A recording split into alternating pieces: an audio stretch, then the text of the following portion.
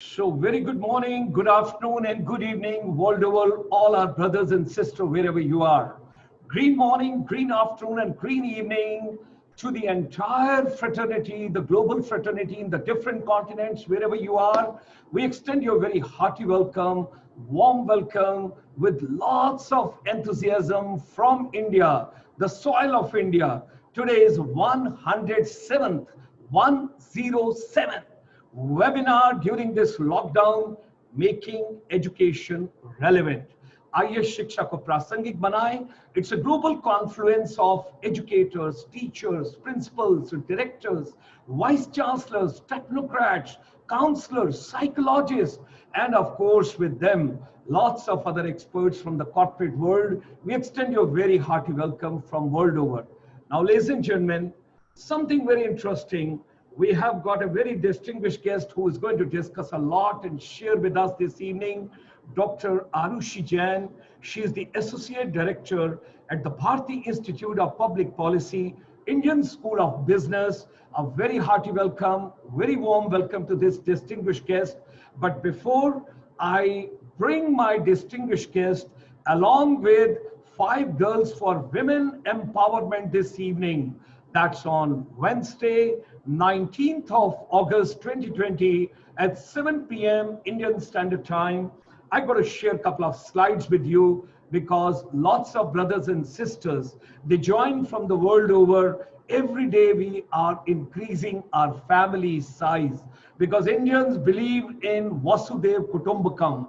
That means the global family, one family. Your happiness is our happiness. Your wellness is our wellness. And your good health is our good health. So during pandemic, during this coronavirus, you got to remain positive, make a promise to us, and you got to think positive, talk positive, walk positive, dream positive, get up positive, eat positive, everything positive, positive, positive.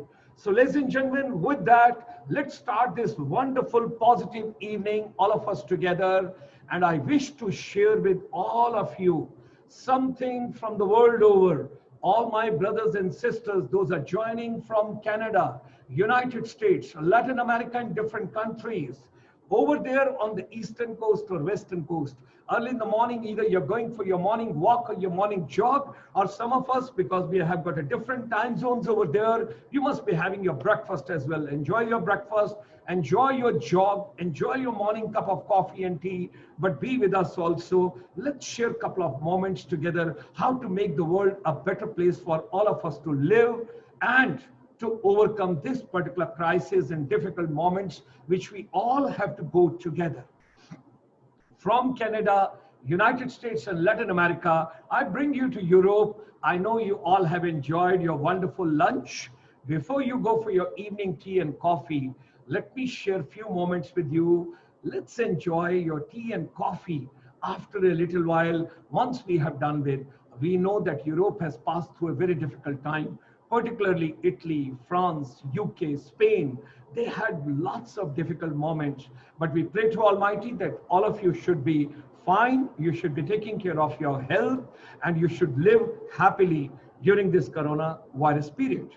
Now, ladies and gentlemen, from there, let me move further and come to Central Asia. Lots of my brothers and sisters, they join us from Uzbekistan, Kazakhstan, Turkmenistan, Kyrgyzstan, all the places. When you come from Central Asia, we extend you a very hearty welcome. From there, we are moving to South Asia. Afghanistan, we get a lot of people, those join us right from the Kabul and a couple of other places nearby. Then we are coming to Bhutan, then to Nepal, then to Sri Lanka, then to Maldives. Thank you very much for joining us. I will give you a round and I'll come back to India in a little while. Meanwhile, let me take you to the Middle East. Assalamu alaikum. Wish you all a great evening, happy evening, wonderful evening. Lots of our brothers and sisters. And do we know that we have got approximately 240 plus schools, Indian schools, CBSE schools in the entire Middle East today, and lots of teachers and lots of students and lots of non-resident Indians. Those are a part of our ICSI family, global family. And when we talk about Doha, Qatar, Kuwait, Oman, Abu Dhabi, Sharjah, Dubai, we extend you a very hearty welcome. Thanks for joining us for this particular webinar. Let me take you a little further from India to Southeast Asia, which is called ASEAN. 10 beautiful countries: Myanmar, Cambodia, Laos, Singapore, Malaysia, Thailand, Indonesia, Philippines, Brunei, and Vietnam. Fastest growing economy, that's right. 650 million people in these 10 countries. They are the part of this webinar. And you know, Buddhism also was taken from India to this particular part, and lot of Buddhism followers they are there. Hinduism is also there. Lots of temples which are right over there. So extending a very warm welcome. And Mrs. Geeta Chopra and your husband Rajneesh Chopra, thank you very much for bringing 200 plus families every day, all the way from Bahrain. We are grateful to you, our deep gratitude and thanks to you. Thank you for joining us. Now, ladies and gentlemen, let me go a little further. I know it's quite late. Dr. Christie, you're doing a wonderful job from Taiwan. I could never believe the difference of 3.5 hours timings and all, and you will still have the people over there joining this particular. Dr. Christie, I'm grateful to you for bringing wonderful people on this webinar. And going to South Korea, thank you very much. Tejender ji, you're doing a wonderful job. Your restaurant should do very well. Your business should do very well. I know the hospitality and tourism during this pandemic is suffering quite a bit, but you are doing a yeoman service for all the people in Korea. Thank you very much for joining and bringing the family. And imagine going a little further down. It's almost 11:30, 11:35. All my monks, those are joining us from different parts of Japan. I'm so grateful to you. Indo-Japanese Chamber of Commerce, the people, those are joining from Sapporo, Hokkaido, Kobe, Kyoto, Fukuoka, Hiroshima, Nagasaki, Yokohama, Tokyo, all the places. I'm so grateful to you. Shivasanara Teodatako, Shivasanara Taido de Shimaso. I'm so grateful to all of you. And then, of course, a couple of other places also. Dobre večer, Darage Instituta, Padalam Turizma, I Upravlenia, Bureau Putit Shitsui, Raznistriavach. Thank you very much for joining us from the different parts. And let me now, ladies and gentlemen, bring you to India. नमस्कार प्रणाम आप सबका आज की शाम भारत में 7:08 पर बहुत बहुत अभिनंदन आप लोगों का बहुत बहुत स्वागत. Thanks for joining us from the different cities, different states, and different parts of India. And my deepest and special thanks to all the people those join us every day from Tripura, from Manipur, from Assam, from Meghalaya, from Arunachal Pradesh, coming from Nagaland, coming from Sikkim, coming from Mizoram. I'm so grateful to all of you. And then, of course, down south is beautiful. Central part of India is beautiful. Northern part of India is also beautiful. Northern, I've told at the last, because I belong to North India. People should not feel that I'm doing promotion in tourism for the North India. Well, entire India is beautiful. Entire globe is beautiful. The world is beautiful. People are beautiful. You've got to think positive, remain positive, and let's talk positive. With these words, ladies and gentlemen, and yes, of course, I shouldn't forget all my brothers and sisters, those are joining us from South Africa, those are joining from Nairobi in Kenya, those are joining from Mozambique, those are joining from Uganda and other places. I'm so grateful to all of you. Thank you very much. And UNESCO, how can I forget you? Mr. Eric and Mr. Omar, you're doing a great human service for all of us. You're wonderful people. Thanks to you all the way to France, and thanks all the way to Senegal, because both of them, they come from the different parts of the world. Ladies and gentlemen, our chamber, ICSI. What is ICSI and what are we doing? Our chamber, International Chamber for Service Industry, since 1994 is focusing on service industry. When we talk about services sector, initially in India, there used to be only Punjabi Parvasi Divas. In 2003, as beautiful notes, the presentations were made to then the Honorable Prime Minister of India, late Shri Atal Bihari Vajpayee ji, and he was kind enough and he said, with Punjabi Parvasi Divas, others have also gone abroad. Why not to start Bharti Parvasi Divas also? And ladies and gentlemen, in 2003, there was a birth of Bharti Parvasi Divas, and then at the same time, he asked, when do you celebrate Punjabi Parvasi Divas? And very boldly, very nicely, and very courteously, we mentioned with lots of courtesy to him, sir, it is on 13th of January, because that's a festival in Punjab, which is called Lohri. He said, yes, it's very good. Yes, I know, it's a wonderful festival. So why not to have Bharti Pravasi Divas on 9th of January? And we all started looking, what exactly is on 9th of January? Ladies and gentlemen, Mahatma Gandhi ji returned from South Africa to India on 9th of January. So who could have been a better NRI than Mahatma Gandhi ji? So that's why the Bhartiya Pravasi Divas started on 9th of January in India. And now you have got the entire vibrant India. You've got vibrant Karnataka, vibrant Tamil Nadu, vibrant Kerala, vibrant Gujarat, vibrant Rajasthan, vibrant Telangana, vibrant Andhra Pradesh, vibrant Himachal, vibrant Punjab, whatever you want, everything is vibrant. So let's call it a global vibrance. Okay. So this particular chamber is dedicated to service industry, and this is the confluence of all the non-resident Indians, those have gone world over. There are more than 30 million non-resident Indians at present in different countries, in different continents. Either they are working for someone, or they are working, or they're creating jobs for others. And it's a proud moment, for me to share with all of you that India got the highest FDI last year with the valuable support of the non-resident Indians. We received maximum financial assistance and aid and inputs to the country from there. So Monday to Friday, 7 to 8 p.m., we talk about making education relevant, because education is the base of humanity. Education is the base of peace and prosperity. Education is the base of entire human development and civilization. If we all want to live happily, we got to empower everybody in education, because when you are educated, you are liberated, you think positive, you behave positive, you dream positive, and in your action, there is only positivity. But at the same time, when you are studying a lot, Monday to Friday, Saturday, we get a group of panel of experts from yoga, meditation, naturopathy, organic food, nutrition, and we talk about the wellness therapy for all of you. And remember, music is a great therapy. Music is a great value to your body. It works as a lubricant in all frictions. Enjoy music, listen to music, sing. Even if people say that you do not know how to sing, still sing, because singing is so good. When you're cooking, sing. When you're eating, listen to the music. Let the good notes go to your mind.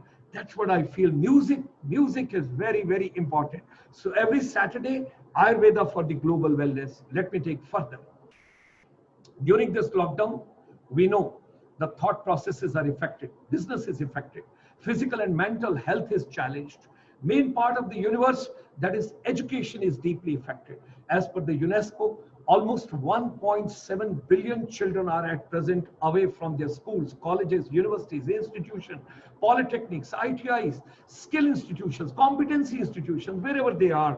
We know this is a difficult time, but ladies and gentlemen, from India, as I told you, we believe in Vasudhaiva Kutumbakam, one world, one love, one family. We all are together. Your pain is our pain.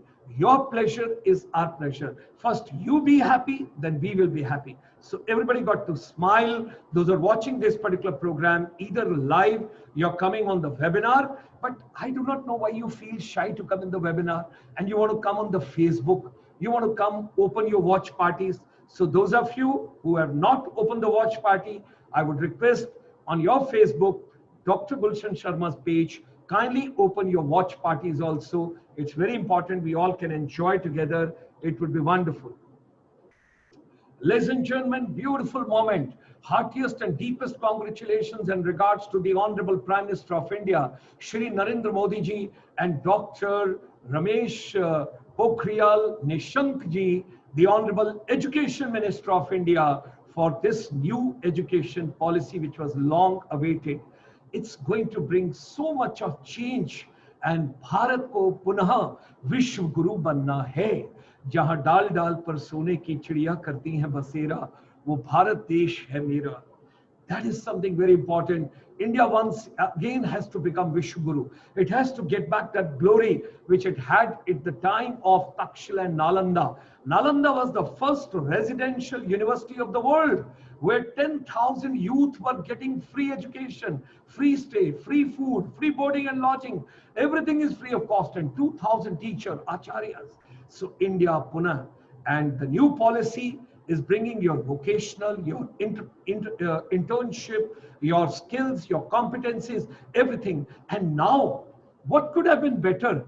The other day, Asha Bhosle ji sent the greeting to the Honorable Prime Minister and to the Cabinet that I'm so happy that now engineering students can choose music and the commerce students can choose fashion designing. She sent the greeting the other day. Such a wonderful singer, legend of India. So ladies and gentlemen, what our chamber is doing every day, from morning 9 o'clock till 9 o'clock, that is 12 hours service we are rendering complimentary, free of cost. World over, you would be so happy to know that a lot of people join us this particular webinar, and during the daytime, we do the beaming for Mongolia, we do for Central Asia. And at this point of time, we also reach all the way Costa Rica, Venezuela, Brazil, Chile, and of course the Mexico and the Panama and Peru, all the countries what you talk about in Latin America. They also need a lot of support because they speak in English, Spanish language, and a lot of things we come out over there and we do it. At the same time, teacher empowerment and youth empowerment, globally our chamber. So anybody who needs any kind of a service anywhere in the world, at the end of this particular slides, I'll give you the email where you can send your request and we will be there. Women empowerment is the main agenda, what we have taken in our all webinars. We're going to, my daughter and my son always tells me, Dad, you devote more time for your daughter, not for me. There's a lot of partiality what you're doing. I do not know what happens. Ask every father, whosoever has got a daughter, whosoever has got a child, girl child, ask them, something happens. Your own daughter, your own girl, she gives you so much of love, affection, happiness in life. There's nothing like a girl child, because the girl is sister also, wife also, mother also, and grandmother also, and great-grandmother also, and so many things. So thereby, ladies and gentlemen, when you educate a male member, you educate an individual. But when you educate a female child, you educate next 6 generations. It's so important to give education to every girl child. I learned so much from my daughter, from my wife, from my mother, from everybody. There's so much to pick up from them. At this age also, I want to be a very humble student. And today's children, I love them. I regard them. I salute them. These millennials are wonderful. They are such a beautiful children. It's better to sit in their company. When you sit with the young kids, when you learn from them, they have got so much of creativity. They've got so much innovation. They have got so many new innovative out-of-the-box pedagogies. Give them chance, give them opportunity, let them come in front. Now, we started this particular webinar series on 5th of June, ladies and gentlemen.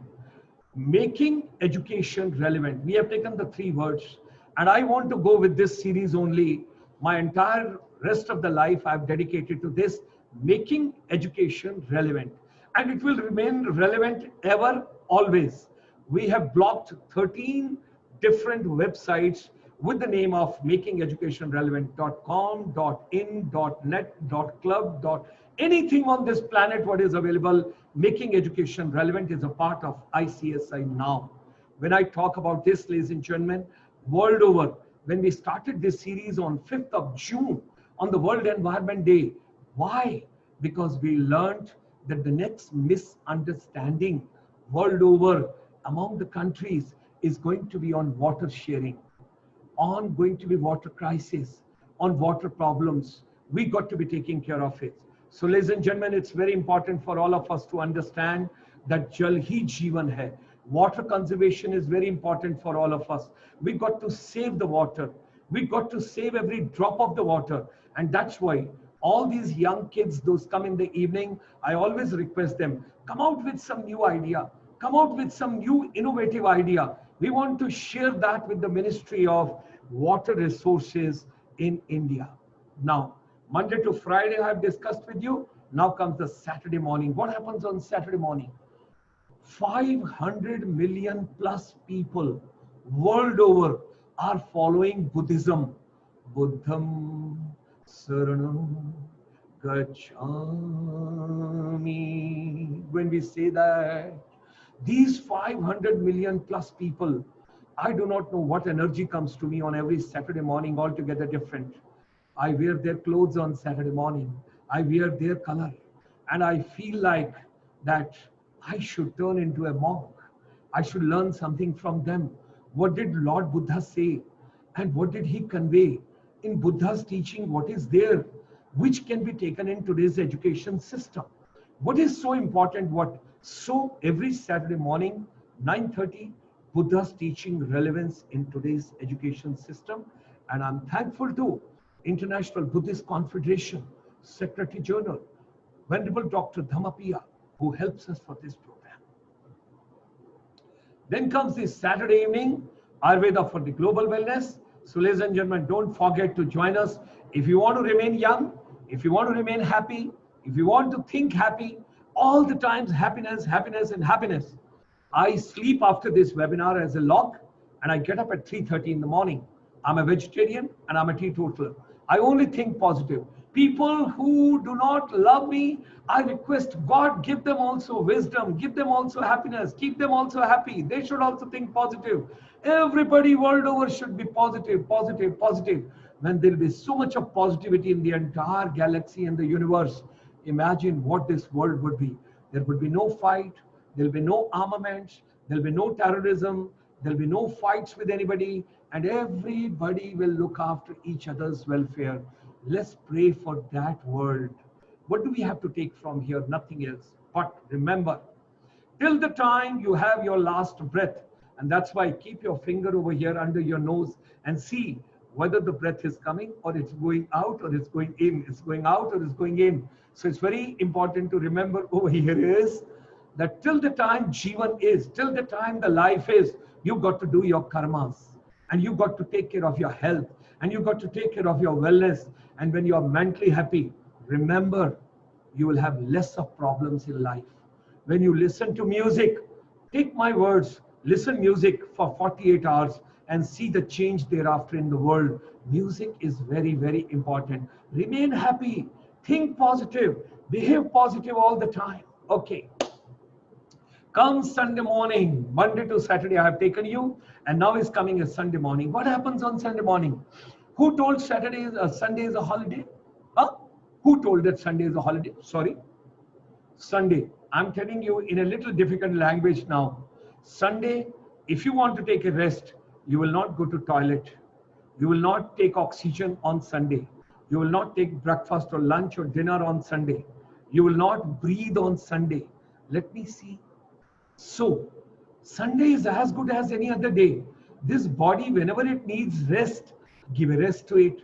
But otherwise, take a work from this body. That is very important for all of us. And ladies and gentlemen, come. Let's come together. Let's make this universe a better place. Let's make this universe such a beautiful place that through the medium of education, through the music of education, we can make this world more peaceful and more happy. So every Sunday morning, because India gave so much to the world, oldest civilization of the world, what did we give from our Vedas, our Upanishad, all the way from America, United States, from Woodbury University, Burbank, California. Every Sunday morning, Professor Satyendra Diman comes and he talks to us on Indian Vedas, India's Upanishad, and we have just done the 18 chapters of Srimad Bhagavad Gita. And over here, we are talking about Vidya se Adhyatam Vidya ki aur. That means what is the relevance of ancient knowledge, ancient treasures in today's education. You know why people are falling sick, why people have problems, why people have difficulties, because the kind of a food we are taking, and with that food, our thought process. When you do not take a fresh food, when you do not take an organic food, your wellness cannot be there. So ladies and gentlemen, from morning Sunday, I'm coming to the evening Sunday. 650 million population people, all the way in the ASEAN. All of us, we meet together every Sunday evening, 5 to 6 p.m. We have got India ASEAN webinar. And that day, we talk about what can happen between India and ASEAN in terms of education, research, innovation, technology, student exchange, faculty exchange, joint programs, cultural programs, whatsoever can be done. And then comes Sunday evening, 7 p.m. Can you imagine? Sunday we do 3 programs. Morning 9:30, then 5 p.m. and then 7 p.m. And 7 p.m. program is again very important. Anybody who wants to be a startup, anybody who wants to be a stand-up, anybody who wants to start a new venture, you're looking forward to any kind of an assistance. Or maybe the people, those are already in micro, small and medium enterprise, you want to go to the next level, then this is the program at 7 p.m. every Sunday evening. So here is the program, and this comes from the CMD of the NSIC with us, which is under Ministry of MSME, Government of India. This is the entire package. This is the entire program, and this is the entire confluence. This is the entire podlock. So we need your kind of a samagri also coming through your thought process and your creativity and your innovation. This is the last slide, ladies and gentlemen, I wish to share from our chamber. And there's a beautiful saying, whatsoever human mind can conceive and believe. Wow.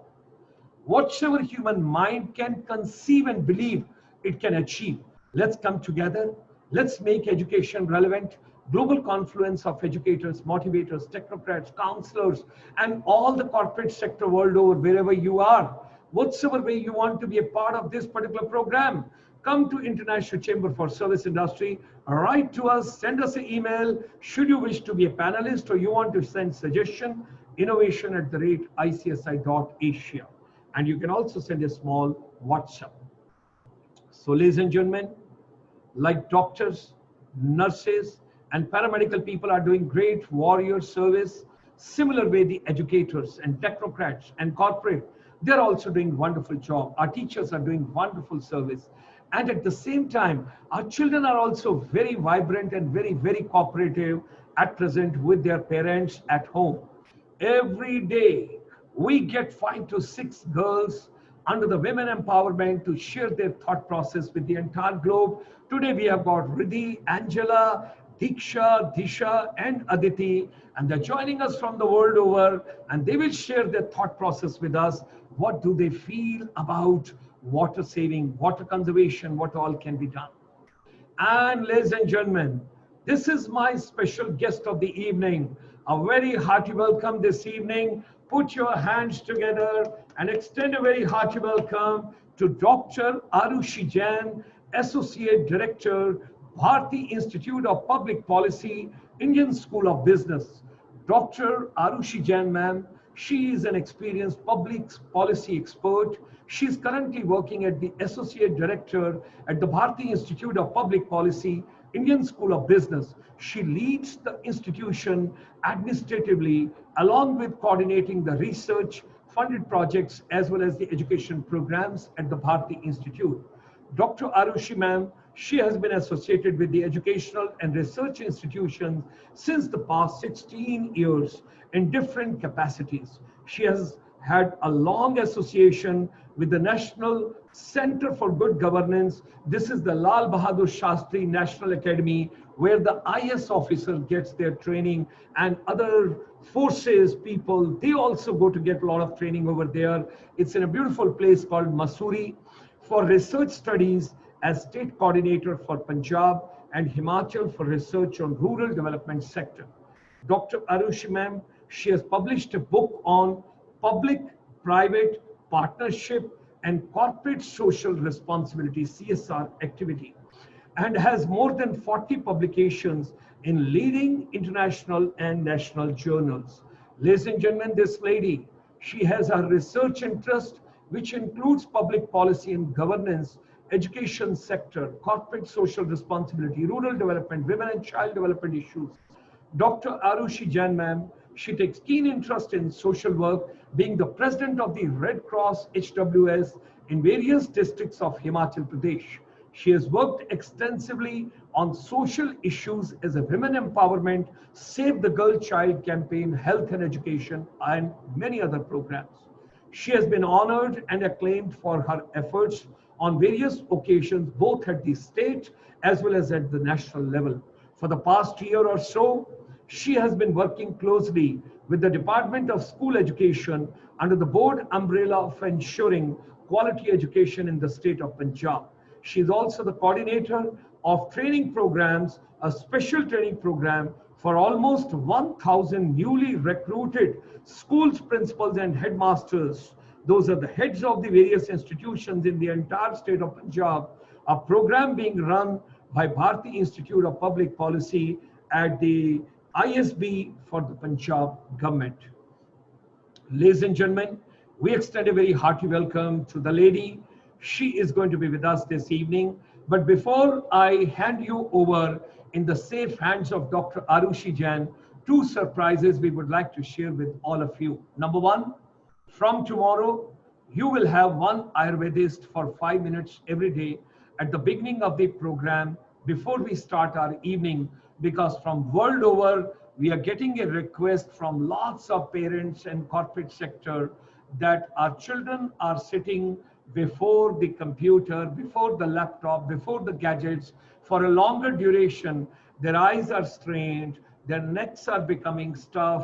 What kind of exercises they should do so that they can avoid, the cervical spondylitis and other kind of problems. So from tomorrow, we are going to introduce 5 minutes wonderful wellness therapy before we bring the main speaker of the evening. And second wonderful surprise, ladies and gentlemen, I wish to share with all of you. This evening, we are launching the Hindi version of ICSI special song, which is being produced by Mr. It is lyricist, music, and composed and singing and everything with ICSI by Mr. Sumit Khajuria from Jammu. If you all have seen the serial, Devon Ke Dev Mahadev, Mahadev also belongs to Jammu. That is, I'm talking about Mohit Raina. Similar way, Mr. Sumit Khajuria, he also belongs to Jammu, the beautiful state, wonderful people, and very vibrant and very dynamic and very creative people. So this evening, we are launching with the arrival of this special guest, Dr. Aarushi Jain. We dedicate to the globe, we dedicate to the world that Puna Bharat ko Vishwa Guru banna hai. So there is the song which we launch today in Hindi version, and we bring it to the nation.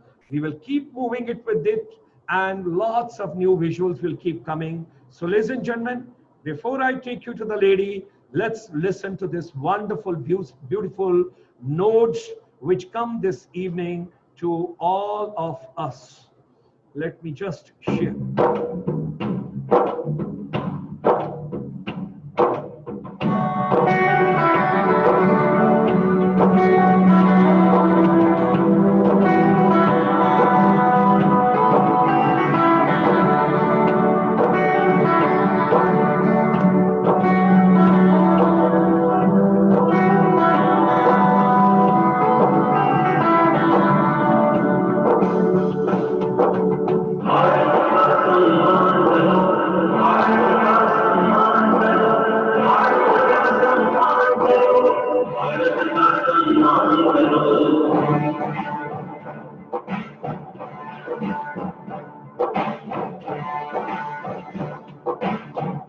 विश्व गुरु बनना है भारत, भारत का सम्मान करो।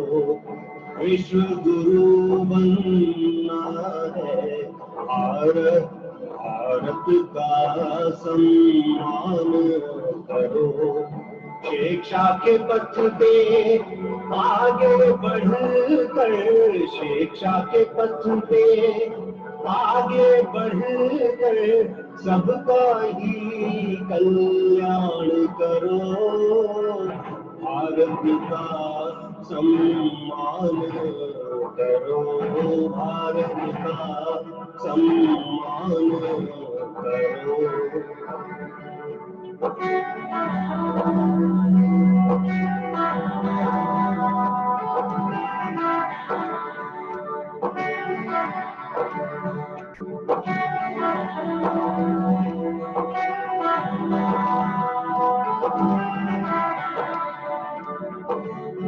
आर्यभट्ट से उज्जवल शिक्षक पूर्ण जगत में छा जाओ।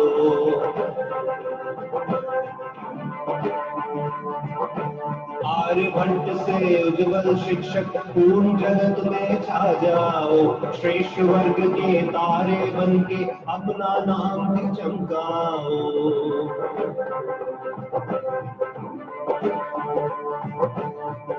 विश्व गुरु बनना है भारत, भारत का सम्मान करो।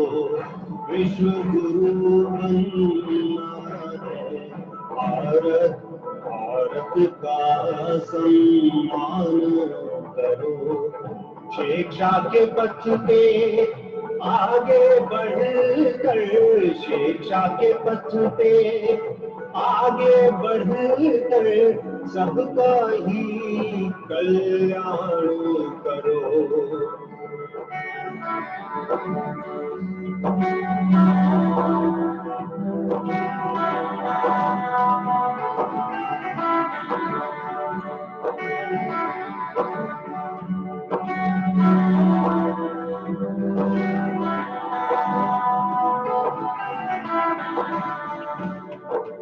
शंखनाद से सकल जगत में गौरवमय गुणगान करो।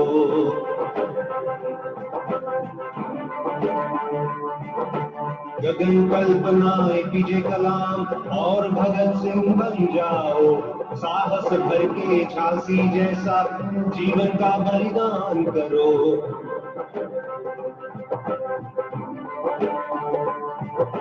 गगन कल्पना एपीजे कलाम और भगत सिंह बन जाओ। साहस भर के झांसी जैसा जीवन का बलिदान करो।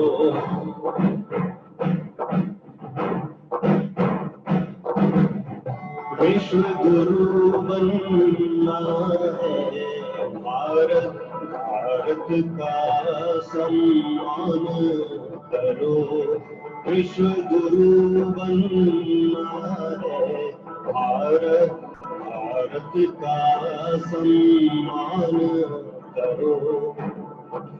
भारत का सम्मान करो, भारत का सम्मान करो, भारत का सम्मान करो, भारत का सम्मान करो।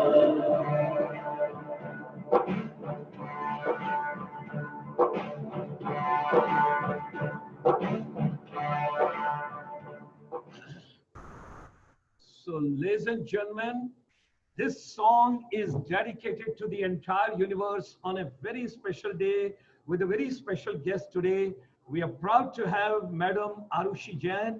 She is the Associate Director, Bharti Institute of Public Policy, Indian School of Business. A very hearty welcome to you, ma'am. A pleasure to have. What a wonderful building you have got of the ISB. We must compliment you, ma'am. We must compliment you. Thank you so much, Dr. Sharma. Thank you so much. Such a wonderful, wonderful building, ma'am. So, first of all, thank you so much for giving me this opportunity to be here at such an amazing forum.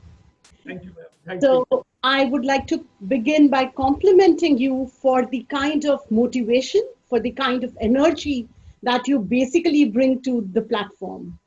I have been hearing you for the last almost 30 minutes, and each and every word of yours, each and everything, each and every small thing that you are contributing in, I'm sure is going to make a big difference the world over. Thank you, ma'am. Thank you, ma'am. Thank you. Thank you so much for this opportunity. Great inspiration. And let's start the evening, ma'am. Sure. People are waiting to hear you, so that we will go ahead. How would you like to bring the public-private partnership? Because it is needed quite a bit. And now the new education policy also has come. And at the same time, when I look at the aura of this beautiful ISB, I'm going to say a lot is to be done from this particular institution. Let's share your experiences, your thought process. Let's set the platform. And with these words, ladies and gentlemen, I hand you over in the safe hands of Dr. Aarushi Jain, ma'am. Thank you so much, Dr. Sharma, once again. So, before I go to the public-private partnership in education as a topic of today's discussion, I would like to begin by talking about my experiences in the education sector on the whole. So I begin by once again welcoming each and every guest today from the world over. So, in words of Dr. Sharma, a very good morning, a very good afternoon, and a very good evening to everyone here.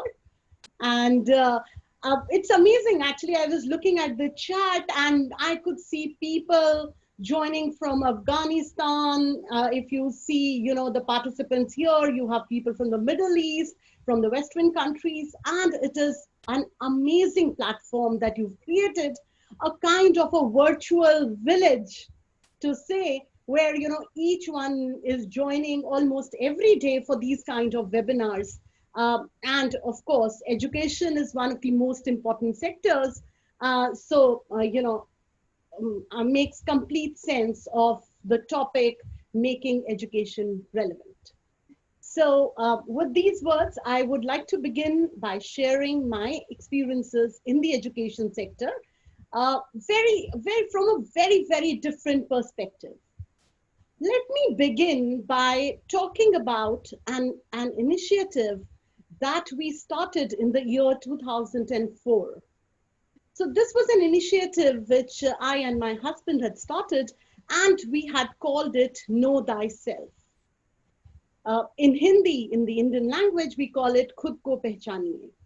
So what we did in this initiative, across almost a decade, we continued interacting with various students in different educational institutions.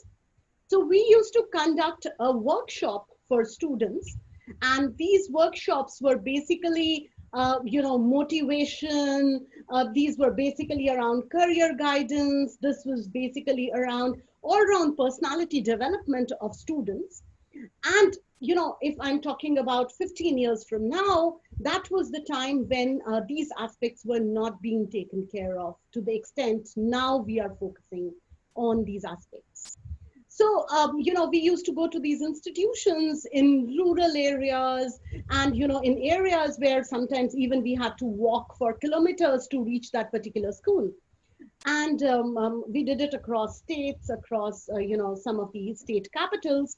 And we personally interacted with almost 30 to 35,000 students during these workshops. We have a lot of data because we used to give a questionnaire to these students to fill in terms of what do you want to become in life and why? Do you think you'll be able to achieve your goal? And if you think you'll be able to achieve, then, or else if you don't think so, then what are the reasons because of which you think you won't be able to reach where you want to? There were questions around nation building. There were questions to sensitize around environment protection. So those were the kind of things, basic questionnaire that we had developed. And there were the end two questions that were for the parents to say, how do you think your child will be able to achieve the goal? And this was basically to sensitize parents so that they know what their child's aim is. Now, we found a very, very interesting data in terms of, students from the government schools, students, because, we are a developing economy, and there are all sorts of, schools, all sorts of schools in areas which are backward, remote, inaccessible. So, that data was very interesting. And one of the key findings of that data was that students are not aware of the kind of career options that are available. And I do agree that the scenario is much, much better today, but it's not the same. Just to give you a very, very simple example, going to a city school, a convent school, you can hear a class 8 student saying that, he or she wants to become a cardiovascular surgeon, or wants to become an aeronautics engineer, or they aim to go to NASA, so on and so forth, whatever it is. But if you go to a rural area, a school where, you would find really, really enthusiastic students, but the perspective is still not there. they do not know where all they can enter except the 3 or 4 basic domains that they have always been looking at. So maybe, somebody would say, okay, I really like my teachers, so I would like to become a teacher. There is no problem in that. But the issue is that they do not know something beyond a profession of teacher that they can aspire for. And that's a very, very important gap in the education system. It is true for India, and I'm sure it's true for most of the developing world. So one of the key takeaways from these workshops that we had was that, we need to bridge this gap where the children should be able to fly as high as possible. They should feel that sky is the limit and there is nothing that can stop them, be it their social circumstances, be it their financial circumstances. So we have to create an environment in the country or across the world, wherever it is, so that our children are able to realize their full potential. And this can happen with the motivation of, of the teachers. It can happen with the motivation of educators. It can happen with the efforts that the government is relentlessly putting in over years, and supplemented by the efforts of the private sector. I'm going to talk about this as we go to the topic, but this is how I would like to, just begin with my experiences. Now, moving on, in the state of Himachal Pradesh, I got an opportunity where from almost a long time, I happened to be the chairperson of the Red Cross Hospital Welfare Section. And this was, just maybe 3 to 4 years ago. And there, we realized that there is an dire need of focusing on education for the girl child. I'll bring out the scenario actually. So we were at this district called as Una in Himachal Pradesh. And Una came as, one of the bottommost districts, one of the 50 bottommost districts in India for the 0 to 6 years child sex ratio. So that means that the ratio of girl child to the boys being born was going considerably down. And that is why we started a lot of efforts focusing on the girl child and focusing on the issue of declining child sex ratio. As we, started interacting with the various stakeholders in this entire scenario, it was important that, we start understanding what can bring a difference. And one of the most important things that could have brought a difference is the education of the girl child, empowerment of the girl child. And all the research that was done, all the efforts that were done by the district administration there, by the Red Cross Society there, and all other places, it was very important to understand the role that education can play in this kind of a scenario. With all kinds of efforts that we did, successfully, and I'm not kind of boasting, but yeah, very successfully, we were able to improve the girl-child sex ratio, to by some 20 points in over 2 years. So, and there was a whole team of people who had joined us. It was an effort not just of a few individuals, but of the community at large, of the women groups, of the Anganwadi workers, of the health workers, and the way district administration actually took up that initiative. We were able to do it. And a lot of focus in this initiative was on education. So from there, I also have this experience, as Dr. Sharma had introduced, of being an educator, a researcher for almost 16 years now. So have been very closely associated with the youth of the country in the university education system or in the colleges. So when we talk about education per se, the requirement is to focus on quality. The requirement is to focus on outcomes and not just outputs. We all have been facing this unprecedented time.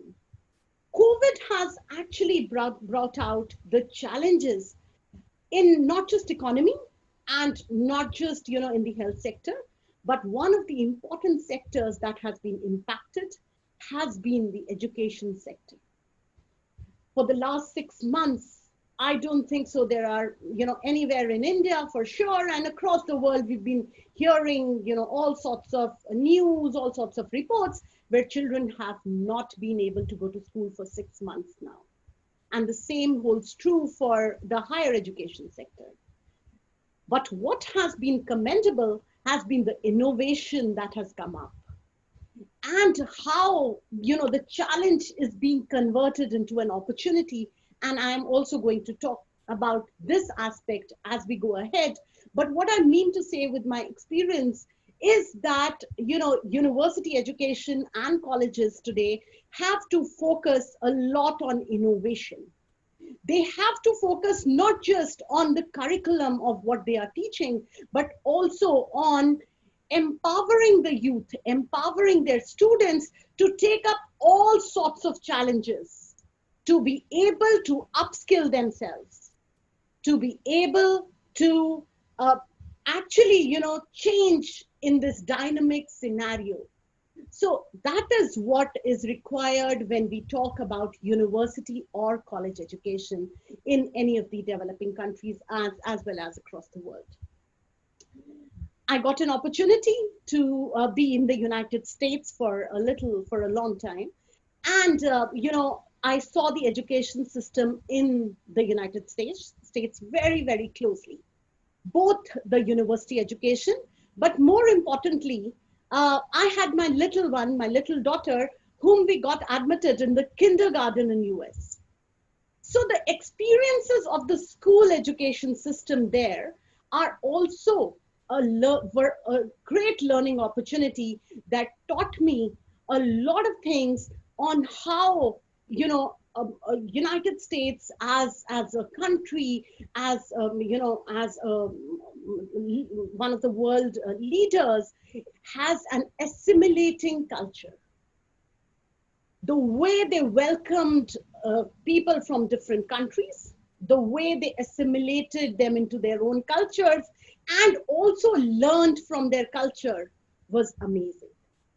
So there have been instances where there are a lot of learnings that one can get from everywhere, and one should not leave those opportunities of learning wherever you are. Subsequently, as I am a part of the Bharti Institute of Public Policy, right now we are working with the government of Punjab, and we are working with the government of Punjab very closely on the status of education and the overall umbrella of quality of school education in Punjab. And as was mentioned earlier, we are training the newly recruited principals selected through the Public Service Commission in these trainings.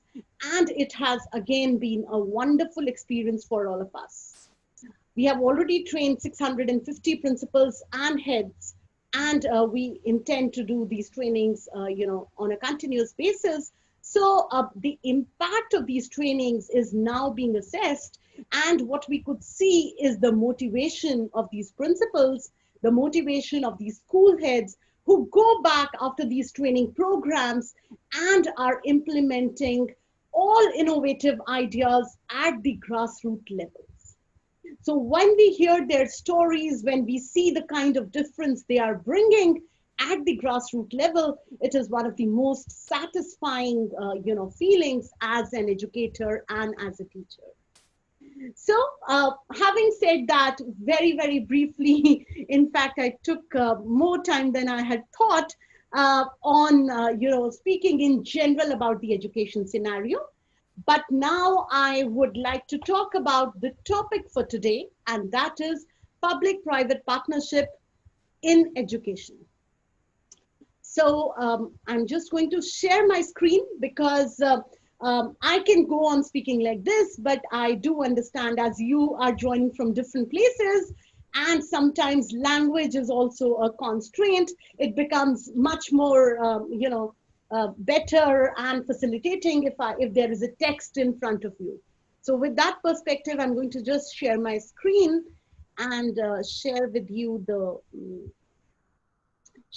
presentation that I'm going to give today. Such a pleasure, ma'am. And it's a wonderful job what you're doing for the teachers, for the headmasters, for the principals, and everybody in the state of Punjab. The results are seen. The work is speaking, you know. Thank you so much, Dr. Sharma. You are a part of those, and you come and motivate our principals there. So you have been associated with these trainings and you know them well. Okay, so the topic for today, and that is public-private partnership and education. A very, very wide topic. And if I have to speak about PPP in education and, explain a lot of scenarios, a lot of probably examples, I can take hours. But what I'm going to focus on right now in today's discussion are some key elements that would just act as a nudge for everyone who is listening to this talk. And, you can then think about how public-private partnerships can be facilitated in the countries where you are located, in the states or in the education system where you are working in. So moving ahead, I would like to begin by an introduction on the public-private partnerships. We all know that public-private partnerships have become a refined strategy for societal governance. For any kind of a developing country, PPP is the new way forward, and not just for the developing country. We can see the entire world using public-private partnerships in a big way now. So both the public and the private sectors are matured over a period of time. They have started understanding one another. They have started understanding the strengths and weaknesses of each other. And that is why I think the time is ripe enough to forge in a lot of public-private partnerships in the coming times. There is a changing paradigm of governance on the whole. India as a country has been focusing on the change of the role of government as a facilitator, change of role of government as an enabler.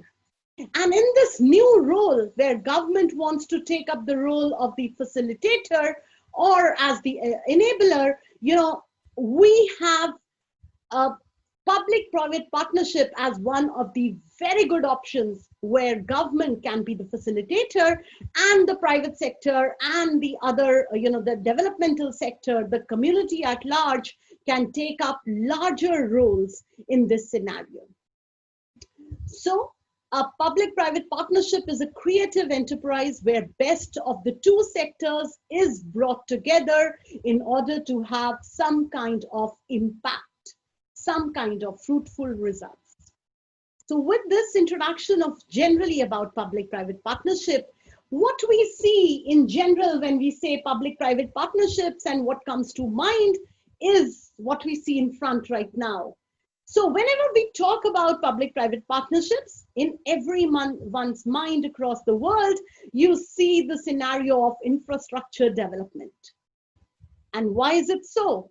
It is so because PPPs have extensively been used over years for infrastructure development in various ways across the world. And now what I am emphasizing and what I have been researching on is the public-private partnership as a tool for social sector development. So how public-private partnership can be utilized for sectors like education and sectors like health, but we are talking of education here. So the governments have been aiming to reduce costs, to expedite the delivery of public services, and the best way is to look at effective and matured partnerships between state, between industry, between the academia and the society. So when we say public-private partnership, these are the partnership between the public and the private sectors to bring in efficiency, innovation, accountability, and the final focus is always going to be quality of service delivery. So every country across the world has a citizen-centric focus, and the focus of governments is how to make the service delivery more and more effective. So public-private partnership offers a broad spectrum of possible relationships between the private and the public sector, and how these sectors can actually come together to deliver something that is required for the benefit of the society as a whole. And when I am saying private and public partnership, please remember, private is not just industry. It is not just corporate. In the private sector, I am including the community organizations. I am including the non-governmental or the developmental sector. I am including, all sorts of consortiums. I am including all sorts of associations that are existing, and how these different bodies play important roles as stakeholders in order to provide support to the government and make public-private partnerships effective. So moving ahead, what are the benefits of PPP? Very general, everyone knows this. I'm not going to spend a lot of time here. The cost effectiveness is there. You have more of financial resources, because many times developing countries do face a lot of constraints in terms of financial resources, allocation of these resources to different sectors. And then, it depends on the priority of what sector gets what amount of money. So here you can have better financial resources at hand. We've spoken about the citizen focus, and then the utilization of strengths of both the sectors. What is important from a private sector point of view is that a public-private partnership model gives a lot of flexibility in the entire scenario. So everything is changing. We've talked about dynamism. We've talked about how everything changes just in days together. No one could have imagined that we will all be sitting at homes and there would be an entire practice of work from home, or the gig economy it was just being tipped to being started, but it's all there, and it was all there in a month or so. So that is the kind of dynamically changing world. And here, if both the sectors can bring in their expertise, I'm sure things are going to succeed. Coming next, I'm going to talk now on the education sector in particular. And, there are various aspects, as have been mentioned here, where we can talk about public-private partnership in education. So right from planning stage to evaluation to implementation, or when it comes to ownership of educational institution or management of educational institutions, we can talk about public-private partnership. The funding, the running of institutions, the academic, the curriculum, the pedagogy, extra kind of things like hostels and hostel maintenance, or support services, healthcare facilities, transportation, security. All these are aspects where we can think about public-private partnership in education. And this generally applies not just to the school education system, but to the school, to the secondary, to the higher secondary, and moving further to the higher education sector also. I'm going to bring in the aspect of corporate social responsibility and public-private partnership together, because I do feel that, both of them have to go hand in hand. There are, challenges when we talk about public-private partnerships, and I have been very closely following a number of studies that have been going on in public-private partnership, especially in the social sectors. So what is one of the major contention of some of the studies is that the private sector generally has a profit motive or an individualistic motive. And that is why, a sector like education cannot look at effective PPPs. Just in order to solve that kind of a problem, I would like to propose corporate social responsibility as a recourse, where a lot of money the corporates are already spending. And after our new company act, the amended act, and with CSR being mandatory for companies in India, there is a lot of opportunity that the education sector can grab. So a lot of potential is there, and it is important that how do we take this up and how our country progresses in terms of bringing corporate social responsibility and public-private partnerships together. So when we say in PPP, there is a traditional mode that is generally there, where the private sector provides the infrastructure and service delivery.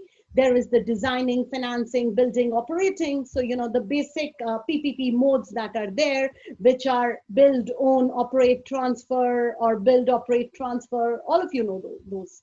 So all those kind of modes can be talked about. But now we are talking of many other models where the traditional BOT, BOOT, and these models are not applicable.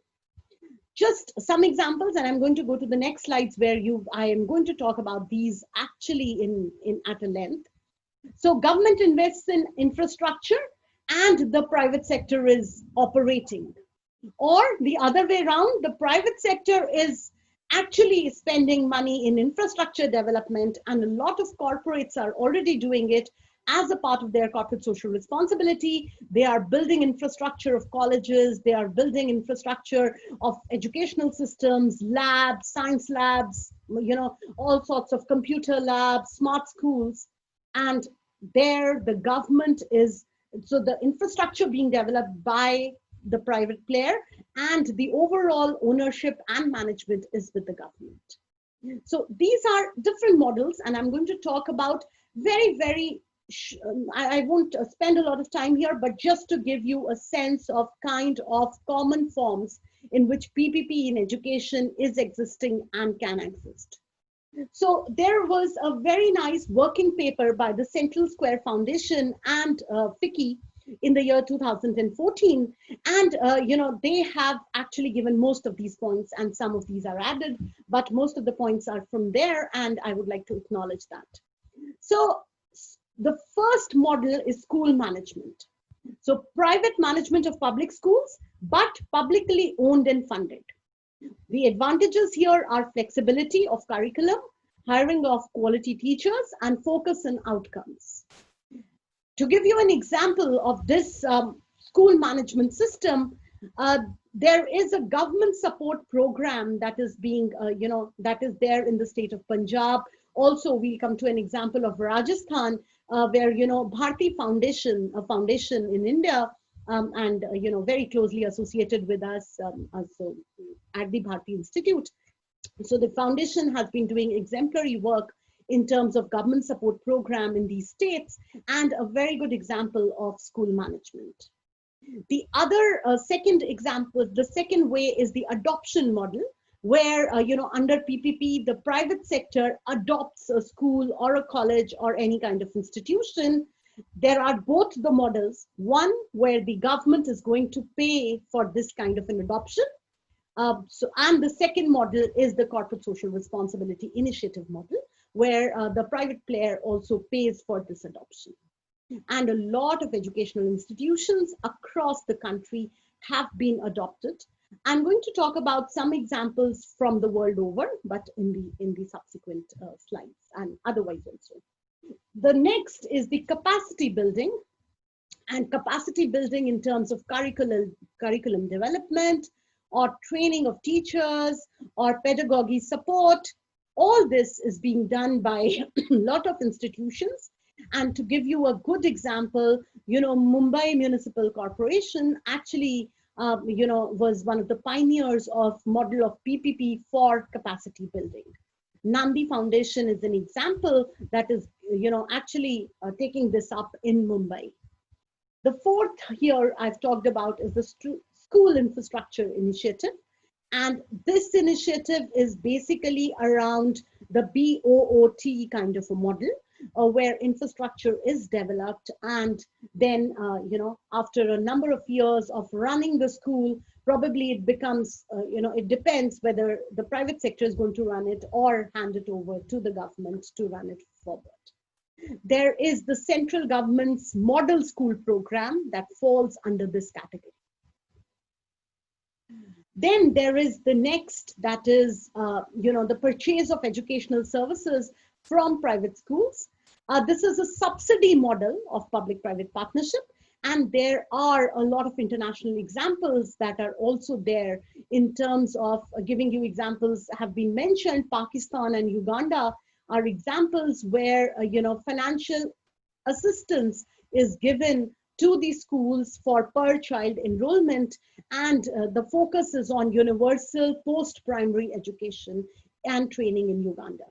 So these are programs where you are actually ensuring every child is going to school, and there is a enrollment of children not just at the primary level but also at the middle and the secondary level across various countries. The next is the vouchers and the voucher-like programs. Now, what is a voucher? A voucher is an entitlement that somebody gets. So what governments generally do is to give parents a voucher that can be exchanged with the school in lieu of the children getting educated in that school. So basically, not paying directly to the school in some way, but for ensuring that, people get in areas that are underdeveloped or areas that are remote. If governments have to ensure quality education, they do go in for these voucher and voucher-like programs. We have given an example of economically weaker section, the reservation that's already there as a voucher-like program. And there was an initiative just to give you one more example, an initiative by the Center for Civil Society in New Delhi, a scheme, where vouchers were being implemented, and the CCS actually implemented these in the states of Uttarakhand, Rajasthan, UP, Delhi, and so on. So these are, some of the common forms of public-private partnership that are there. Some examples from India, if I talk about, there are the Adarsh schools in Punjab. So Punjab came up with a model school called as Adarsh Vidyalaya or Adarsh schools, and these are schools that that is being monitored by the Punjab Education Development Board, and this is a school that gives a very good model of public-private partnerships. Another model that I have shared here is the Rajasthan Education Initiative, where, again, Bharti Foundation, because I'm very closely being associated, I know a lot about this. They are actually focusing on quality of education in the state. And later on, subsequently, there were also partnerships with other partners, other organizations in Rajasthan, like the Gramin Shiksha Kendra.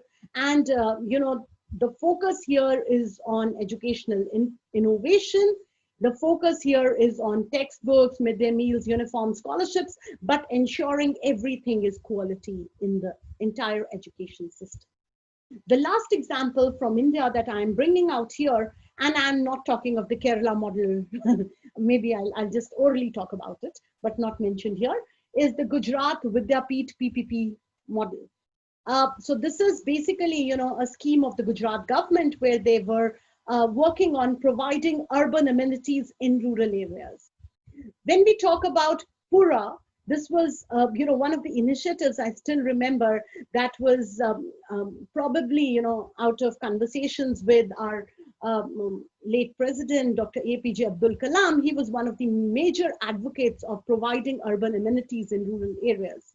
And from there, Gujarat picked up this model where public-private partnerships were established in order to consolidate smaller schools to provide high-quality education in rural areas that were just touching the urban areas, so that the students don't have to travel from rural areas for education, far off to the urban centers, but they get the similar education in their own rural belts.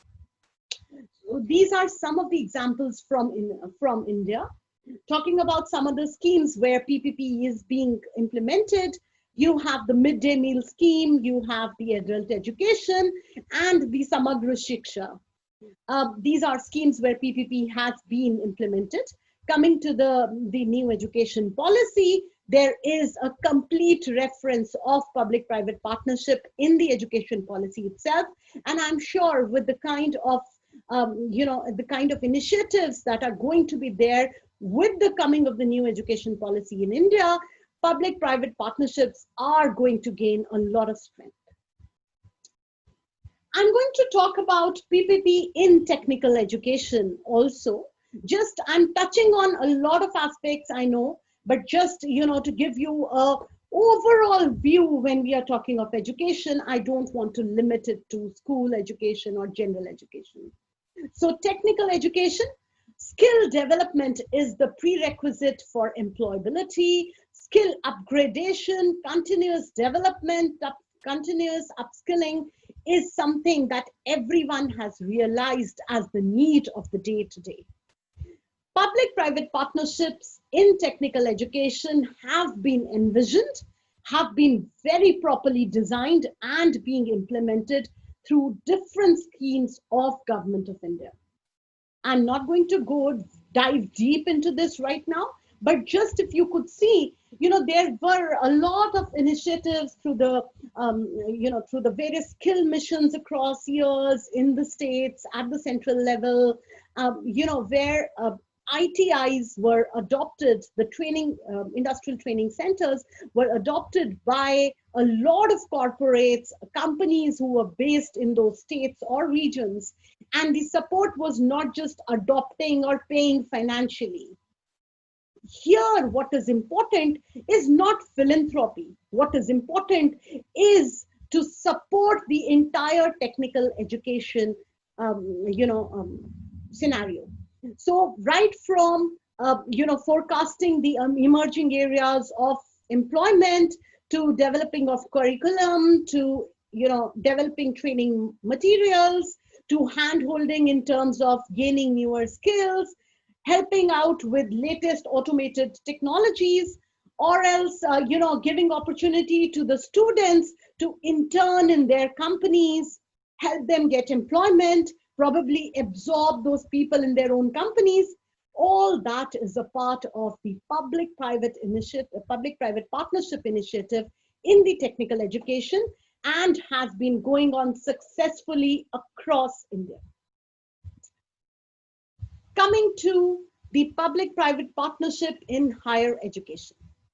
All of us understand the resource crunches that are there, and there have been examples from across the world where PPPs are successfully being run, in the education sector, in the higher education sector. There have been the CSR initiatives of corporates in India in terms of building colleges, providing support, providing, all sorts of facilities. But more importantly, there have been these partnerships between the academia and the industry. And having, government as another partner there, where a lot of these upcoming institutions are actually using public-private partnerships for ensuring quality education and actually, giving those skilled youth to the country and to the world. So I'm not going to read because I have already actually discussed each of these initiatives as I was talking about these earlier, but just as a reference, I wanted to talk about the different sectors, and when it comes to education, we should focus on each and every aspect as such. So challenges again, the first one I have already talked about, so I'm not going to repeat in terms of, what is the motivation or what is the motive of the private partner to get into these kind of partnerships. There are intentions, there are a lot of noble intentions with which the private partners do enter into these kind of partnerships. And of course, the foundations, the community at large, the people who are motivated to, contribute to society are also most welcome to enter into these kind of partnerships. PPP has actually, envisions a drastic change in the role of the government. And I have been talking about it, that the government now needs to be a facilitator. It has to be an enabler. And that is something that is a challenge, because though governments are trying their best, but it's difficult because it's a changing, fluid scenario right now. So it is a challenge, but is being, converted into an opportunity. And what is also, a challenge is the implementation and the ecosystem challenges. So when it comes to implementation, there have been a lot of studies, lot of research that was there in terms of, delay in government reimbursement for any kind of support they were providing to the private sector, any kind of fees payments or whatever was to be done. There is excessive delay, which actually discourages the private partner. And then there are capacity bottlenecks. There are ecosystem challenges in terms of, quality of operators, or else limited number of people who want to enter into these sectors. What would be required is something that is most important. How can we create this kind of an enabling environment? It is important to convert these challenges into opportunities. The current, pandemic, and I spoke about it initially, has given us a lot of opportunity to work in public-private partnership area. The edtech companies, the startups that have come up, they are bringing technology to the doorsteps of everyone.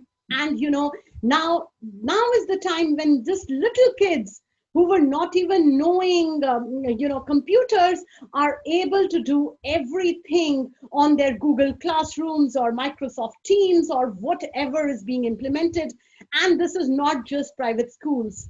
Let me tell you, the governments are doing amazing jobs when it comes to online delivery of education system. And I have very closely been witnessing the kind of initiatives of the government, of the principals in the public education system in India. So it is basically on how we convert the entire challenge into an opportunity, and the steps that the new education policy have brought in are in the right direction.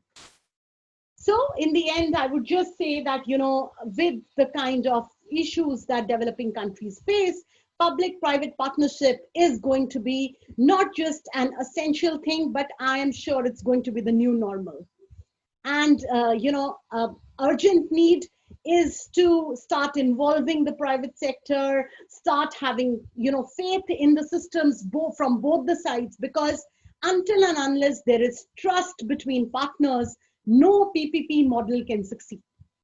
So PPPs possess great potentials in the education sector, and these partnerships need to be strengthened. So with this, thank you so much. And any questions that you have, I would like to see the chat also by the time, or else if Dr. Sharma can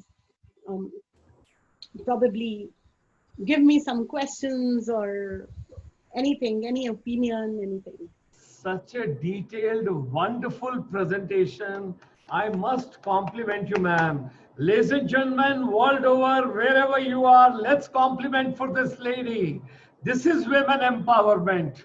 This is the true empowerment, and this is the true lady from India. So much of effort she has put in. I think every perspective of the PPP mode has been made it so clear, and she has given so much of flexibility, so many opportunities, so many ways we can partner with each other. And the buzzword and the keyword which she has given to all of us, let's convert all challenges into opportunities. Every challenge has to be converted into opportunity. And particularly, ma'am, we would like to compliment you so much. It came with such a zeal, enthusiasm, energy, and so much of you know, it was not, you were communicating, you were connecting with the universe. That is something very important. It was coming right from your soul. And that's what is required. When it comes from soul and spirit, people get it in a right package and a right way. So ladies and gentlemen, gratitude, salutations, regards, and thanks to this woman. Such a wonderful presentation by Dr. Aarushi Jain, who has done so much. And particularly when she mentioned in cities, in the urban areas, the scenario is altogether different. You have an exposure, you have an idea, you have got so much. But particularly when she, along with her husband, worked in the rural areas, in the interiors, and particularly when you get into far-flung areas, non-accessible areas, because I know what work they have been doing.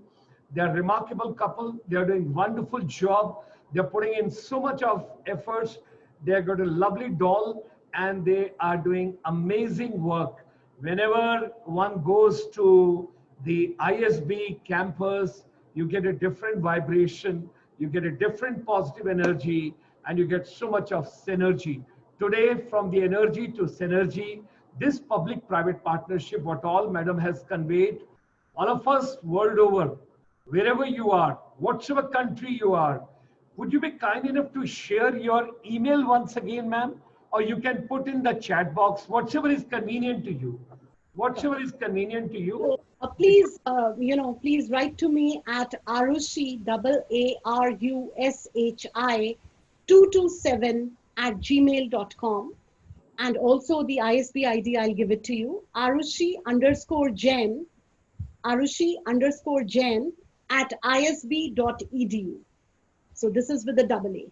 Because thank you so much. Please. People are from different languages, so I just thought that for their benefit, the last slide was for a shortest possible time. I do.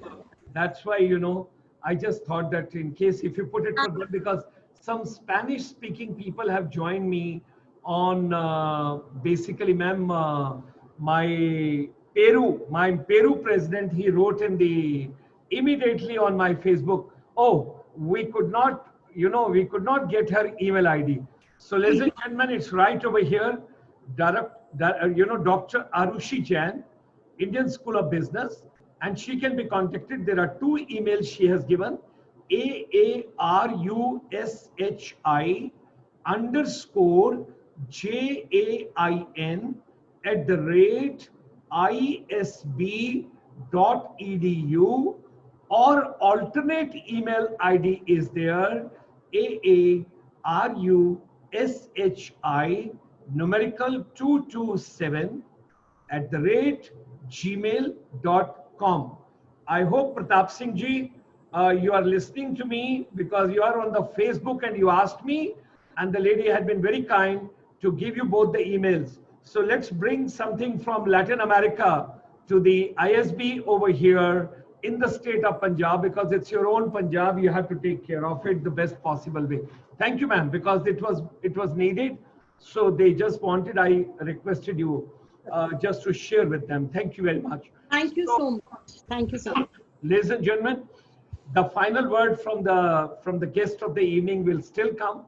We will have the final word from you. Before that, ma'am, we would request you, if you can listen for a minute or two. There are 5 girls. They are from the different parts, and they're going to share their thought process, how to save water, and what exactly can be done, whether at home or in school or in college or in institution. Every day we get 5 girls with us, and that is under women empowerment, because they are future, they are tomorrow, and they're going to share. So with these words, with your consent, ma'am, I will just go to 5 of them. Angela, come on, unmute your mic, child. Angela. Hello.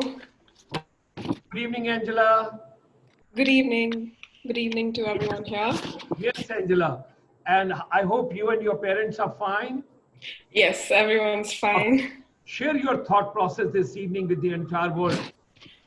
Okay, so I love what everyone's doing here in regards to women empowerment because women do make up to like 50% of the population. So empowering 50% of the population means that humanity together grows at a much exponential rate. Now, when you talk about women empowerment, it's also very important to talk about how feminism is not as bad as a thing as people usually try to make it out to be. Because feminism is not just about women, it is about overcoming everything patriarchy has held us back with, right? We also need to recognize that women empowerment is about recognizing the issues that women have faced and then understanding like how we can move past it together. When you talk about water conservation, I believe it is best to start at home. Like you can take small steps. Instead of taking a shower, you can go back to your Indian roots and take a bucket bath, like a lot of people in India still do, but urban areas are switching to showers now. We need to be mindful about the times we leave water running, like when we're brushing our teeth or washing the vessels. Another thing which I found really innovative, which were Japanese toilets. What they basically do is the place you wash your hand is right above the flush. So the water you wash your hand with gets recycled as the flush. Innovating incorporating these kind of ideas into our lives will help us conserve a lot of water. I live in Hyderabad, where in the summer there's almost always water shortage, and that's the only time we start talking about conserving water, which is kind of counterproductive. We should be talking about issues like this all throughout the year instead of only when we are troubled by them. Okay, thank you. Thank you, Angela. Thank you. And I just wish to tell you, there are some new nozzles which have come because I tried practical way. Those nozzles you can fit in the shower, and when the sprinklers come, you can try it out. It takes only half a bucket, equivalent to when you're taking a shower also. So try those nozzles also. They are wonderful. Yeah. Great. Disha, good evening. Good evening, Disha. Yeah. Good Very evening. good evening, sir. Hearty welcome, child. How are you? Sir, I'm doing fine. How are you? Let's share your idea with the entire universe, whatever you want to tell. Sir, I'd like to start by quoting Malala Yousafzai. She says, I raise my voice not so that I can shout, but so that those without a voice can be heard. We cannot all succeed when half of us are held back. So, as we know, that half of the population is women.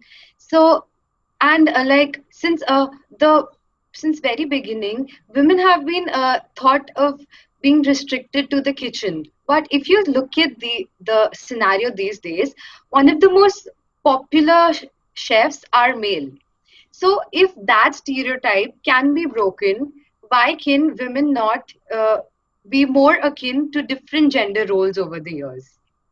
So being a pilot or any other role. Coming to the water conservation part, for me, I always thought that water conservation is related to rainwater harvesting because that is what we were taught from childhood. But as we grow, I understood that there are things that we on our personal level can do. So I researched and got to know that a conventional cotton t-shirt consumes almost 3,000 liters of water, just one t-shirt. So there are ways that we can switch to more sustainable fashion techniques. Like we can use organic cotton that uses almost 91% less blue water. And there are a lot of other ways. You can also, as you mentioned, we can change the faucets of shower so that less water is consumed. There are dual flushes so that depending upon the amount of water you want to use, so according to that the less pressure of water is used or more. And if you see, there are a lot of ways we individually can conserve water rather than just rain harvesting or any other big techniques.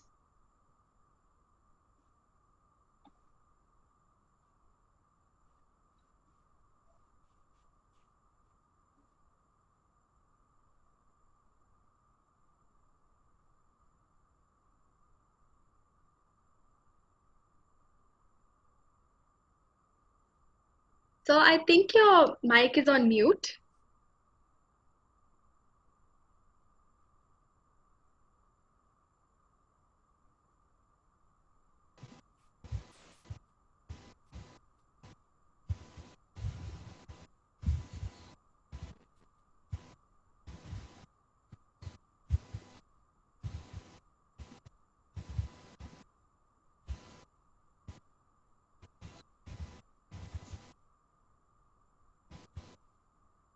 Dr. Sharma, your mic is on mute, so we can't hear what you're saying. Okay, you can hear now? Yes. Okay, Riddhi. Riddhi, let's have you. Yes, sir. Good evening, child. How are you? I'm good, sir. How are you? God bless you, beta. Let's go ahead. Thank you, sir. So I would like to begin by quoting Dr. Rabindranath Tagore, where the mind is without fear and the head is held high.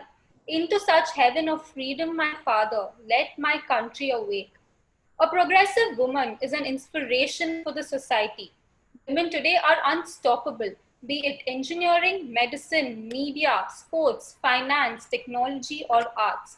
It is difficult to find a field where they have not brought laurels or global recognition. Women empowerment provides women the insight to guide and influence outcomes, to be effective agents of change and find a voice against crusades that women face in rural and urban India. It is important that women understand what unacceptable behavior is in order to fight against it. That is why education is the key towards women empowerment, equipping women with knowledge to explore huge reserves of talent previously untapped, helping them see the skills dormant within them, and stimulating confidence can create ripple effects for future generations.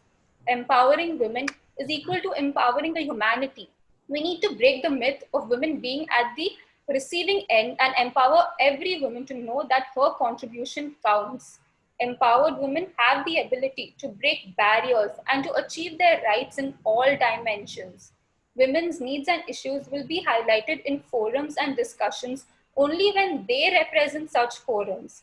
When a woman contributes to the standard of living of a family, she can hold her head high.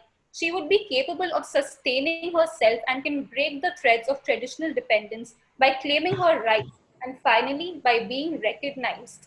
I can vehemently say that I am empowered because I am allowed to be myself and express my thoughts and opinions. I studied in a girls' school where I experienced the collective power of womanhood. I was free to choose and decide the city I wanted to pursue my undergraduation degree in. It gave me a sense of independence. Most importantly, my confidence and belief in myself is what makes me feel empowered as I prepare to stand on my own feet and realize my dreams. I think we all should come together and make a world where empowerment is but an expression to define normalcy and not something uncommon or unusual, where the mind is led forward into ever thinking thought and action. Into such heaven of freedom, my father, let my country awake. Great, great, wonderful, wonderful. Thank you so I much, got the sir. complete essay from you. Thank you. Thank you very much. Thank you. Diksha, Thank you. are you there, Diksha? Yes, hi. Good evening, How are you, beta? everyone. I'm good. How are you? God bless you, beta. I'm fine. I hope your parents, your family, your brothers, sisters, all are fine. Everyone's well. Okay, let's hear Diksha. The entire So, group is waiting to hear you. so my personal opinion is that I strongly believe that women empowerment is not about putting the female gender on a pedestal. Rather, it's bringing our rights and our opportunities up to the same level that a man would receive. And this is in no way saying that I feel like women are superior to men. I believe both genders are equal in all aspects when it comes to work, salary, anything. And if you see personally, I feel like if I did not have an education, I would not know half my opportunities. I would not know half the rights that I possess today. And I feel if we start in India, talking from an Indian standpoint, if women were not if girl children, that is, were not pulled out of school at an early age, they would be able to experience what a true education is. They would be able to build on those innate skills they have within them and become something great, become a contributing member to the Indian society. And to have half the workforce, not half the population, but half the workforce to be female, and those female workers providing the best for their country and for their families, is a thought that just fills, I think, every woman with a little bit of happiness and a little bit of confidence, like, okay, if they can do it, I can do it too. If they can step out of their comfort zone and break all the traditional norms, I can do it too. And it starts with one person setting an example. And I feel all women sports players like Sindhu and Saina Nehwal, all of them, sports is a primarily male dominated area in India. And these women stepping forward, breaking records, winning medals for our country is brilliant. And it's an example they set for women all across the nation, all across the world even.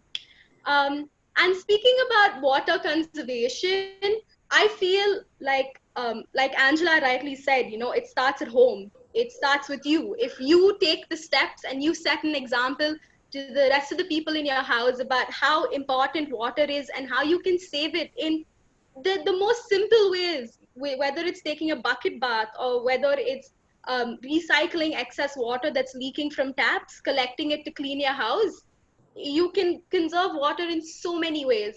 And actually last year I had the opportunity to visit the new water system in Singapore, and that really kind of inspired me to want to do something like this.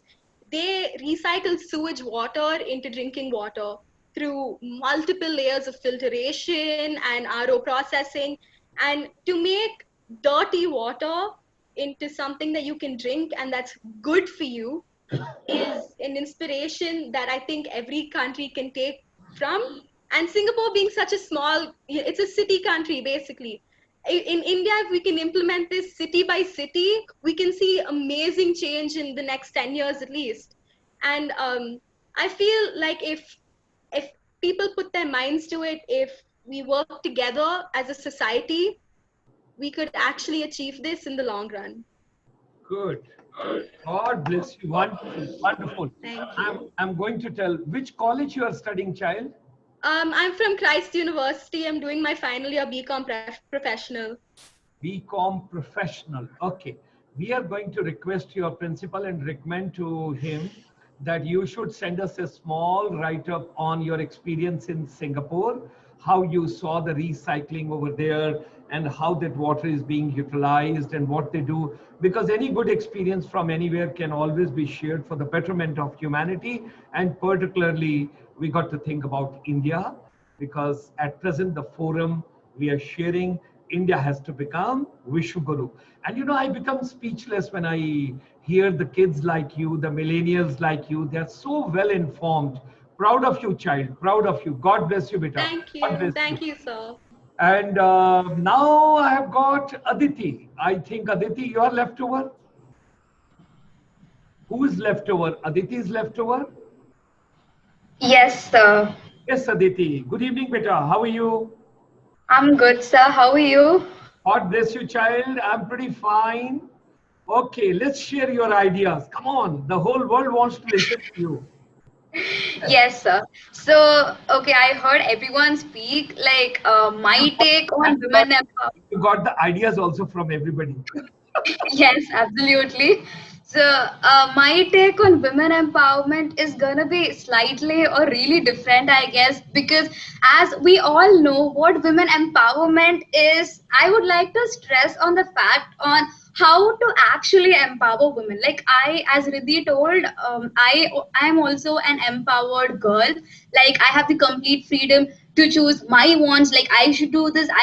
It's always my say and my decision in my life. And I don't, my parents or whoever is around me is not gonna be so pushy on me. So that's the kind of thing that I want to see on all my friends who I feel like are under a pressure or parental pressure or peer pressure or anything. So that's the kind of change that I want to see in every woman I see.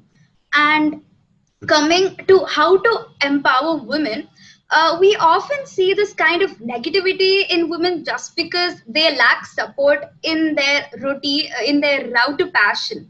So, firstly, we must shut down this negativity among them.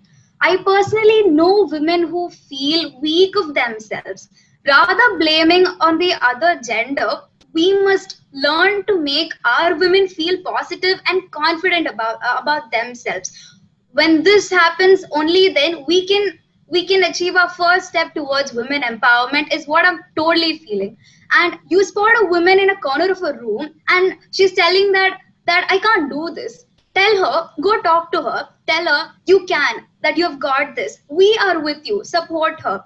These are just a string of words, honestly, but these words can create a huge difference. So if she still doesn't believe you, then you lead, you guide her. She sees you, then automatically she'll be like, yes, I can do this too. And support her in her baby steps, provide her shelter, clean water, and proper sanitation.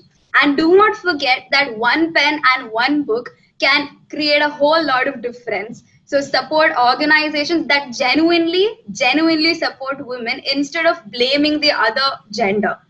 Remember, empowerment starts with your mind. When your mind is not empowered, it's very hard to empower someone else, some other individual totally.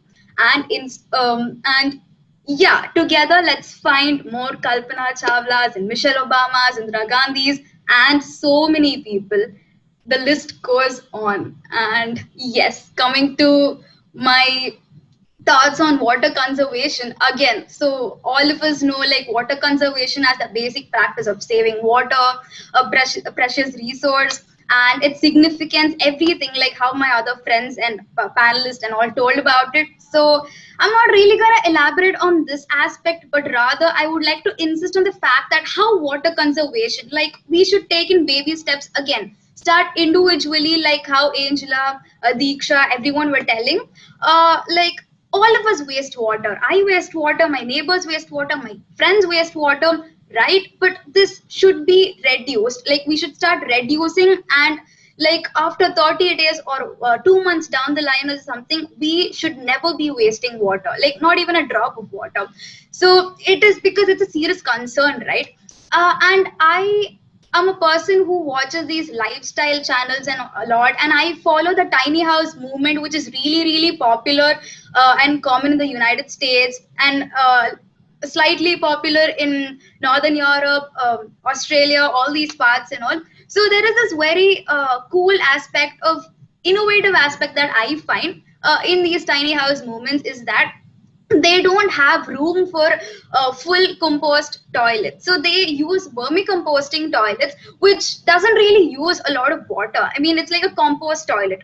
So this is a very innovative, it's like back to the old school techniques, classic techniques, but it's a very different innovative, that if each one of us implement, like start implementing slowly, it might seem difficult, it's not as comfortable, but in case we want to save something, save such a precious resource, then I think this will be a really cool and a nice innovative option that we have, because one flush uses nearly 1.6 gallons of water, which is like normally like more than 3 to 4 liters of water. And it's really unbelievable when I read about this fact on the internet. So these are some of the techniques, and one more important thing that I would like to suggest is that each one of us should educate and create awareness among our children to not play with water and hose pipes. We must take the oath together of not wasting water anymore. And thank you. Great, Aditi. Thank you.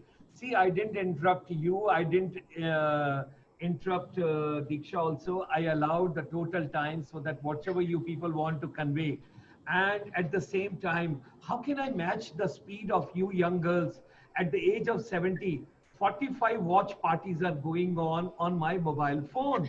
From the world over, people expect Dr. Gulshan Sharma should attend to everybody, listen to everybody and all. And I got to manage. And that's why when you told me, sir, your speaker has to be unmuted. You can't believe I'm trying to match the speed at the 70 years with these young kiddies. You've got so much of treasure of knowledge. I want to learn from all of you. You all are my teachers. I want to learn from every child. It was wonderful to have all five of you.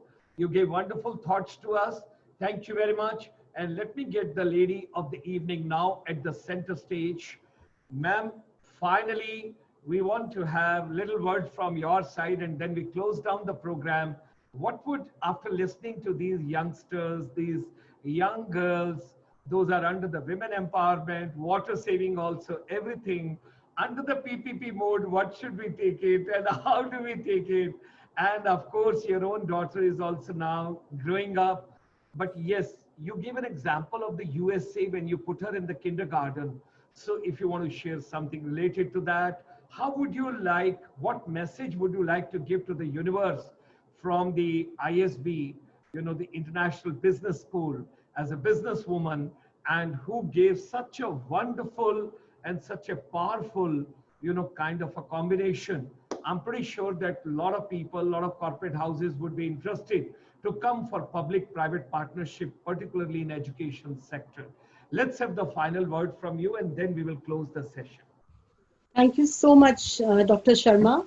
It was amazing listening to these young ladies, their thoughts, their, you know, the clarity of thoughts that they have and the epitome of women empowerment that each one of them represent is speaking volumes in itself.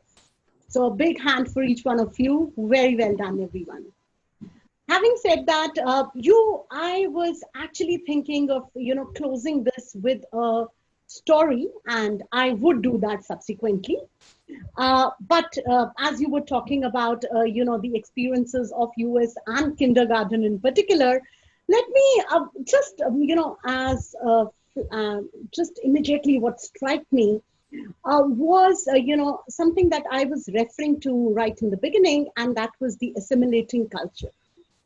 So I'll give you a very nice example of how, you know, they were involving students from different countries who were there, you know, at the age of 4.5 and 5 years, and, you know, how they were learning from them on different aspects. So one day I got a call from one of the teachers, you know, from her class teacher, saying that, you know, tomorrow is, you know, India's Independence Day, and, you know, we want to celebrate it in our classroom because we have an Indian girl here. I was very, very surprised. I said, okay, very nice. So they invited me, and she particularly told me that I should come in the Indian attire because they wanted the children to see how the Indian attire looks like. Right. So then I draped a sari and I went to the school. I was just surprised by the kind of, you know, initiative that was taken by the class teacher on India's Independence Day. There was a whole exhibition outside the classroom where all 30 kids of the class had made an Indian flag.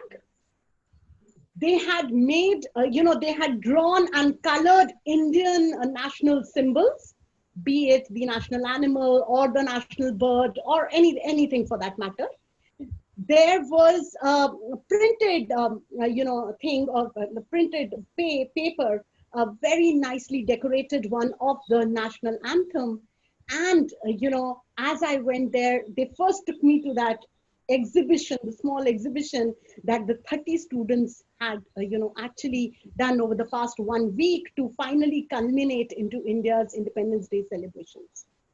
And then, you know, it was, then, you know, we all in the class, they saw the attires, we showed them videos around India, Indian culture, the dance forms that are there, and the children were simply amused. And I'm talking of just 5-year-olds.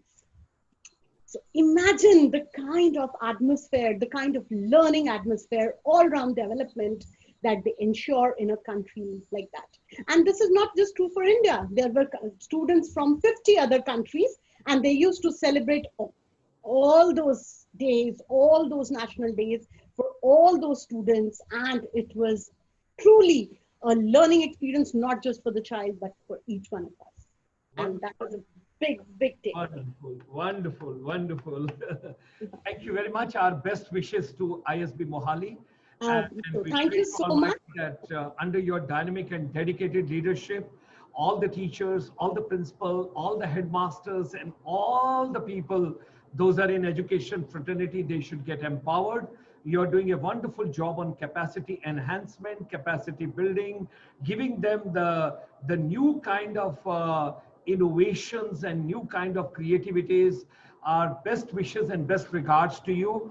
And finally, to these small kiddies, we are proud of you. You are the future. You are the tomorrow. You are the proud India. You are going to make. And finally, before closing, I must say, विश्व गुरु बनना है भारत, भारत का सम्मान करो.